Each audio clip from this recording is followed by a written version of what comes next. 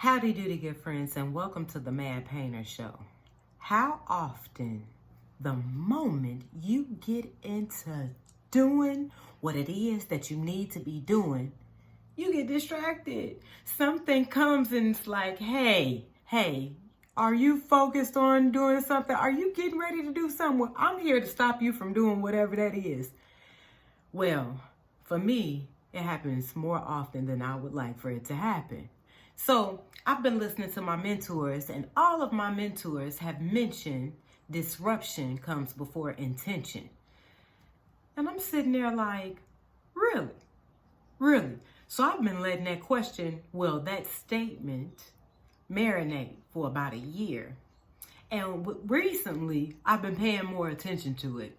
And what came to me, we right back in the wilderness, y'all. Right back in the wilderness.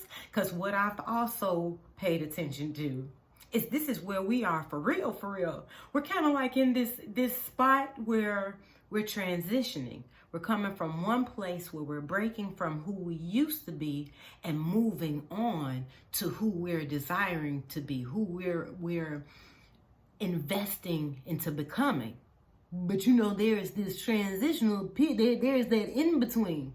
So I'm just going to break down the wilderness situation and how they got to the wilderness real quick, Mad Painter style, okay? Okay, so here's Moses, right? And he talking to the Pharaoh, and he telling the Pharaoh, yo, Pharaoh, let my people go. And Pharaoh's like, no. And so God had to do some things, and Pharaoh was like, you know what, Moses? Ain't nobody got time for this. I seen what your guy do. I seen it. I see him. I'm good.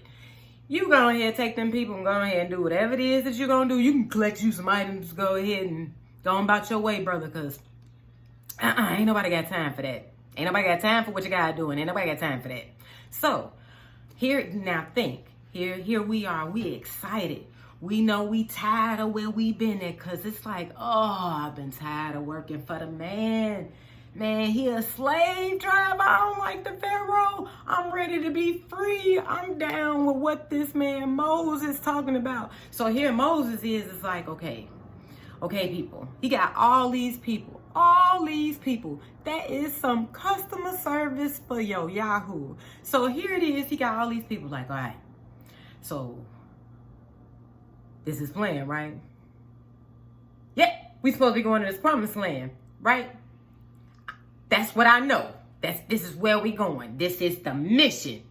So we coming from bondage. We just gonna say bondage is B and going to the promised land, which is P. And it's all that alphabet in between. Well, this is what's happening with our real lives.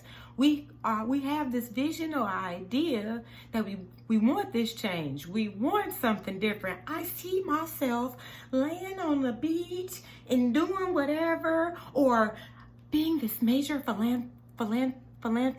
philanthropist, yes, whatever that was. And so here you see yourself doing all these things, but you got to get there. You got to get there, baby.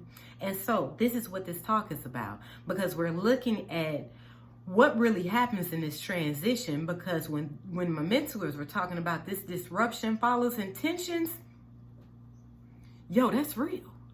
This is my beard I'm rubbing. That may not be real. It's there though. It's there. But this disruption thing ain't no joke. So it's like how to deal with this disruption. I'm going to tell you one thing, baby, not like how the wilderness people did it, because let's learn. We ain't got to experience everything. We can learn from those who had went some things and say, So at the start of our journey, in this beginning, we know we want change. We can either be them people that's like, okay, we know we need to follow somebody to get up out this situation. Or we can be that person that has this idea or this plan. A plan was given to them. And you are in a position to bring people with you. And you got a lot of people looking up to you. And so what do we do? Because now, here it is, we're breaking from bondage. You got all this excitement. We got this, come on, people, let's go. We free. Let's get up out of here. And it's, yay, let's do this thing. But you get in the middle of the wilderness, it's like, WTF is going on here? Hey, my brother, I thought you said we was going to the promised land. How far are we? Where we at? How far we got to go? Could you imagine, like, I don't know how many people that brother had with him, but a lot of people, and it's like, y'all, chill out. We getting there. It's a walk. It's a walk. So this is transition. We're coming from bondage because this was something that's holding us back. It was something that was keeping us enslaved, something that was keeping us from being able to be the people who we really can be. Be all that you can be. So we in this wilderness now, and we're in this place where we can't go back there. We can't go back there. Harriet Tubman is there with that shotgun, like, go back there, die. So we can't go back there. But we know the promised land is there. But we just don't know exactly how far we got to walk to get there. Because I know one thing. I'm one of them people, and I have my friends with me, and they be like, come on, let's walk to the store. And they be like, okay, let's go. But how far is it? I'm like, it's just up the street. 10 blocks later. So, and here we have this transition, and we're in this place where we know we can't go back, but we know we must keep going forward. So, in this transitional phase, what I paid attention to, because this is part of the disruption, somewhere in there, we'll feel like we can get stuck. And it's like, back to that WTF. What is happening here? And this is where a different struggle comes in. And sometimes in this different struggle, it'll make you look back into that place and where you was enslaved, like, boy, I miss them days when all I had to do was this. This is why we learning from the people in the wilderness, my babies. This is why.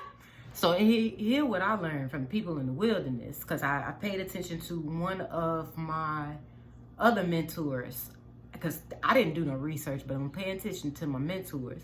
His name is Myron Golden. He's amazing. Uses the word and he demonstrates the relationship, how it connects with his passion with business and people and helping people, et cetera, et cetera, et cetera. You watch him for yourself. But he was discussing he mentioned on this disruption thing, and he was also talking about I honestly forgot where I was going with that, but it'll come back to me as I'm talking. So here it is. We're free from this place.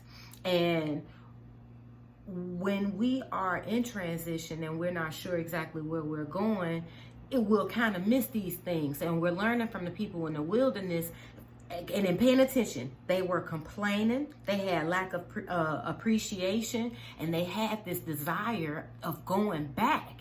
And so, in looking at this is something that we don't want to do, people, because we want to learn from them. That's what I told you, it was going to come back, baby. I told you it was going to come back to me while I was talking. So Myron Golden had mentioned in this wilderness walk, it was a 6-month journey, and it took them 40 years. So that main question came to me, how, pray tell? And so how it took them longer was their attitude and those things that I had mentioned just like a couple of seconds ago, as far as this complaining, this lack of appreciation, this desiring to go back, and also not seeking God for wisdom. So here it is, this plan has been dropped, and it's the conversation doesn't end there just because you was given a plan. It's just like you're seeking him out, you're seeking his word, and say, okay, Lord, well, what do we do next? Or, what am I to learn from this situation? How are we to go about this journey? But the people in the wilderness, they was complaining, it was this, that, and the other, but they had all these things going for them where they did not lack anything. They may have thought that they were lacking some of the things that, because when you can be enslaved, baby, and still have a comfortable life because of what you're used to, your habits, what you've been grown accustomed to. So when this transition comes, it's like a major struggle because it's something that's never happened before, because you're going to a new place and some things got to be changed within us. So And looking at the people in the wilderness, nah, we got to cut off this complaining. We have to learn how to look at the situation and be appreciative. Because 6 months, 40 years. So, okay. And going over the story, because of course the story is a little bit longer than the Mad Painter version of it. But, and looking at how long this journey was. They had shoes that lasted. They ain't had to go. It wasn't anybody yelling like, hey, where the shoemaker at? Hey, bro, you said these shoes was gonna last. Whatever, but they ain't lasting because we've been walking and my feet hurt and I can feel the ground because I got holes. So, but it was like they shoes was lasting, their clothes was lasting. It was a situation where they got this stuff called manna. And even though it lasted temporarily, it was fresh food every day. You know, it depends on how you look at this. It was fresh food every day. And then it got to a situation where they wanted some meat. And then it was like, okay, you gonna get your meat. And they had meat coming out their nose. They got so much meat. Was it a situation where they was like, oh Lord, thank you. Even though we asked for all this meat and, you know, forgive us. But thank you for the abundance of meat that you sent because you do stuff abundantly. It was like a complaint about that. So it's like, think about dealing with ungrateful people. This ain't tea, it's coffee, but it's close enough. Do you want to keep being bothered with them? Thank God and Jesus that they are a much loving family and don't think nothing like us because we never make it. Good Lord. But and looking at how loving and stuff that he is, you know, we're getting chance after chance after chance. So let's learn from the people in the wilderness. And in learning from the people in the wilderness, let's change our attitude so we can go ahead and get to our purpose. Because 40 years, I'm just thinking if you was going to Florida or something, you might be in Florida, but you're just going someplace else. And it only took you 2 hours to get there. I'm just thinking like on a bus or something. And it's taking you 16 hours to get to a destination that's 2 hours. And it's like, but why? So, but what are we to learn in this situation? So even when we're going in this place of transition and we know we're going somewhere, but right now, everything is not totally clear. Let's start paying attention. Paying attention to what's going on. When stuff is seeming like it's hitting the fan and it's getting overwhelming. Hold up. Take a stop and a breather. Because we have to start being aware of how we're thinking and how we're going about talking about things. And so all this murmuring and complaining and walking. The minute you recognize that's what you're doing, take a stop, baby. Stop it. Like, if you got the windmill yourself and tell yourself, okay, get it out. Get it out. You got a hot second to go ahead and spew all that garbage out and just get it on out. Because we're not about to keep doing this all day. We're not about to do this. Because you got to go ahead and correct that mind and not stand in that mind state. Because this is not who you are, who you're not working to becoming. And this is not what we're focusing on. Amen. Amen. Thank you, church. Thank you. Thank you. So, and looking at disruption, we have to change how we're seeing things. So just like the situation with the wilderness people, that wilderness situation happens all over the Bible. And so in seeing that this is a part of life, we have to change how we're looking at this. We have to change, because this is what's going to change the complaints. If we're too busy looking at the negative stuff and you focus on that, that's what you're going to start talking about and thinking about. And that's what's going to start expanding. But the little things. So if we're like the people in the wilderness, and also thinking about the perspective of Moses, boy, when them people back there start complaining, that'll make the leaders start complaining. So whether you're the leader or the follower, because those positions change, whether you're the leader or the follower, We have to learn how to, within ourselves, control our own mind. And this is where the Lord comes in, because he understands those things and he helps us with those things. He helps us in those situations. Just have to invite him in on the party. And so we're looking at disruption and we're looking at it as a strength trainer. It's taking us to the next level.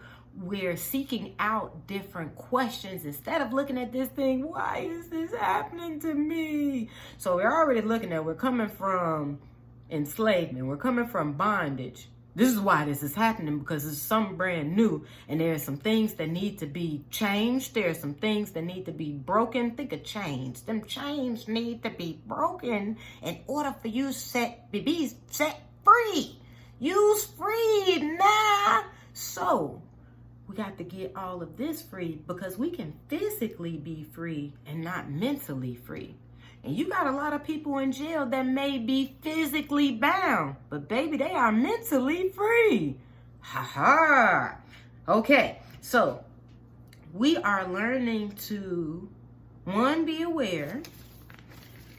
Two, the minute that we are aware that we're having this frustration, we're getting ready to complain. We got all this negative yin yang going on. Get rid of it, get it out, and ask for forgiveness. And we got to keep this moving. And you have to remember to remain thankful. So one thing I've paid attention to, when you make thankfulness, genuine thankfulness, a habit, a part of your being, it immediately, the minute you're out of it, it's reminding you, are you feeling thankful right now? No, look at something else. You're focused on the wrong thing if you're not thankful right now, because there is so much to be thankful with. Be friends with thankfulness. Appreciation comes along with it, and it changes your being. So we're in considering the disruption part, and even though we're in this place where we know we're going somewhere, but there is still so much that needs to be changed, because the more that's changed and the more of that slave that's being broken away from us in this journey, in this walk that we're going through, because it's a walk. So in this, while those chains are being broken, the more those chains are being broken, as your mind is being free, as your heart is being free, you'll be able to get more clarity on the promised land. And so as we're going each day, it's like you're getting more motivation. You're getting your faith is being renewed, and this is helping you to keep, hey, let's get this going, let's get this crack-a-lacking. And so we want to keep this, even though these blind spots, it's for God. God can see way more. Now I know I said something about not looking up there, but it's still like, hey, because he can see all of this down here, and he can see the whole scheme, the whole plan, the whole journey, so it's constantly keeping this communication. And along with keeping this communication, we're recognizing an order that needs to come in within ourselves, because if we're too busy focusing on the lack, we're not having the opportunity or making room for the stuff that we need to do, which is gonna make room for the more. So in this order, we need to look at the part that we need to do. And this is what's also going to help us stay in a thankful place, because this is what's getting us, now we know a purpose, because we serve a purpose when we get to the promised land. We're not just because we came from slavery that the work is done. It's just that it's not going to be against your will. You're going to have a different thing on how this will is going, because when it's including God and you're actually having and developing this relationship with God, you begin to see he shares things with you. Like you'll share more things with family, friends, people that you are intimate with than you would some random stranger. And so you want to know about his plans. You want to know about his will, because his will is what changes your being. It changes how you go about doing things and all of that. And it changes how you express yourself to people. It's just so much. It's so much. And so in breaking these things of what society said you were, and the things that you're used to, and the toxicity and whatever it is that you want to put there was some type of enslavement to your being, to your thinking, to the becoming of the greatness of who you are. It's going to take some time to get through this journey, and you have to be willing to focus on your becoming, what you're becoming for this promised land. So you want to look at what needs to be taken care of. One, because you have a vision, you have things that you want to do. If you don't, make time out to get in the habit of writing out ideas.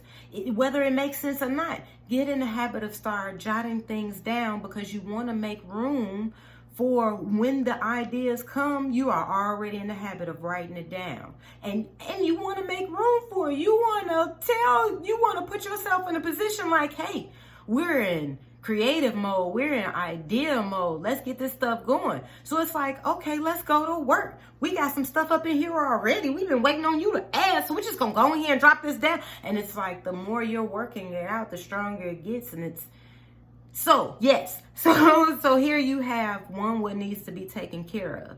Two, as you're going about looking at what needs to be taken care of and writing this stuff down, you're breaking this stuff down step by step or day by day in a way in which it can be done, and looking at it, what can I do this day? And this day is just you're doing a little bit at a time. I know I may not have mentioned this in recent videos, but here you have this dropper, and eventually you keep dropping something in that cup, it's going to overflow. And this is what you're doing with yourself. You're continuously dropping the wisdom within yourself, along with putting out the wisdom, putting in the work that you need to be putting out or in every single day, and making it a priority. So since I mentioned priority, when I was attending school for education, which that didn't go very far, but I learned a lot. But when I was attending school for education, they had this schedule thing. And they had it set up as just like this. It may come out backwards, but you want to see, one, what's an emergency, two, what's a priority, three, what you need to do, four, and what's for fun. So if you have difficulty scheduling things, making time for stuff, jot that stuff down. This helps you to better organize all this stuff that's happening in your head, because and just using myself in math and comparison, I have to write stuff down.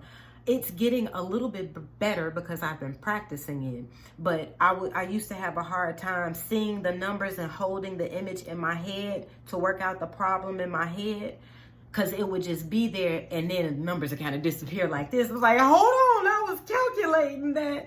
So if your mind works anything like that, jot that stuff down. Even if it doesn't work like that, and I haven't given you an example in which your way, because there are so many teaching techniques, and a lot of teachers don't use these different techniques because of however their teaching style may be or however their thinking is. All this stuff you can look up. We're in the age of information. Use it to your benefit, not just for entertainment, okay? Because this is an investment. That dropper, it shall overflow. So you want to set up some type of schedule where you're making time for stuff that's emergency priority, stuff you need to do. And because you even still need to make time for fun. It's not just work. Let me tell you, work. Not all the time. You have to have time for rest, and you do have to have time for fun, for celebration. Okay?